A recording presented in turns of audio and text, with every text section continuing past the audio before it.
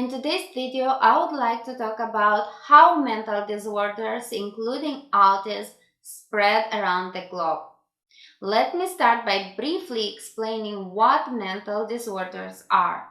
Mental disorders, also known as mental illnesses or psychiatric disorders, are conditions that affect a person's thoughts, emotions, behaviors, or mood in a way that causes distress or impairs their ability to function effectively in a daily life. These disorders encompass a wide range of conditions such as anxiety disorders, mood disorders, schizophrenia, personality disorders, eating disorders, and substance use disorders. Mental disorders can have various causes, including genetic factors, environmental influences, and psychological factors. Now that you are aware of what mental disorders are, let's talk about how they spread.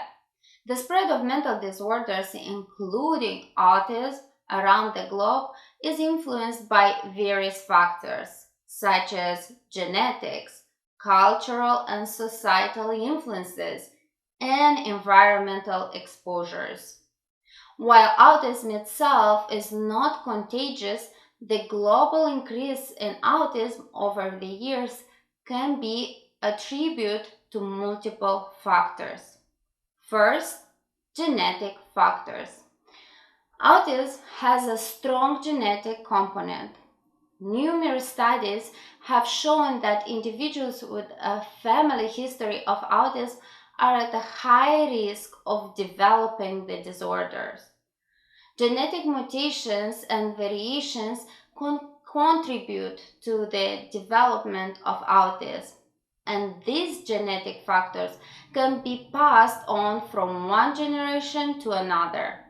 However, it is important to note that genetic factors alone cannot explain the entire increase in autism. Second, environmental factors. Environmental factors are believed to play a role in the development of mental disorders, including autism. Certain prenatal and early life exposures have been associated with an increased risk of autism. Some of these factors include advanced parental age. Older parental age is associated with an increased risk of autism in offspring. Advanced parental age has been linked to an elevation risk of genetic mutations that may contribute to autism development. Prenatal complications.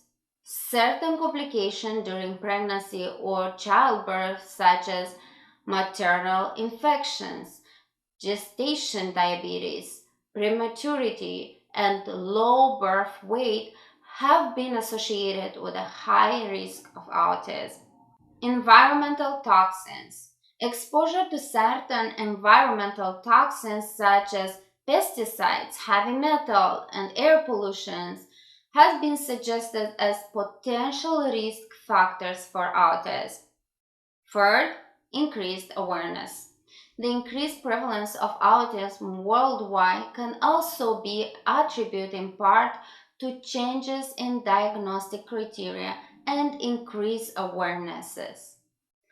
Over the past few decades, diagnostic criteria for autism have expanded to include a broader range of symptoms and severity levels.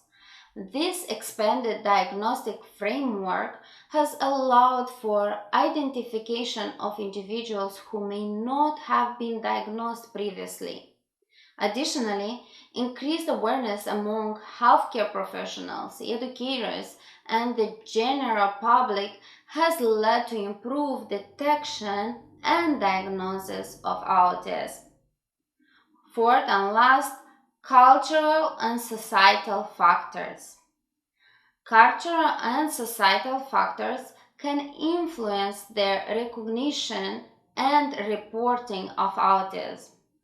In some cultures, certain behaviors associated with autism may be interpreted differently or may not be perceived as abnormal. This can result in underdiagnosis or misdiagnosis of autism in some regions.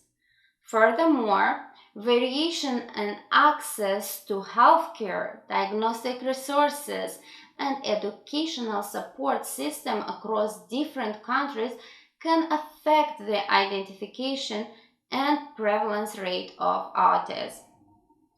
It is essential to note that while the prevalence of autism has increased globally, this does not mean that the actual incidence of autism is increasing at the same rate.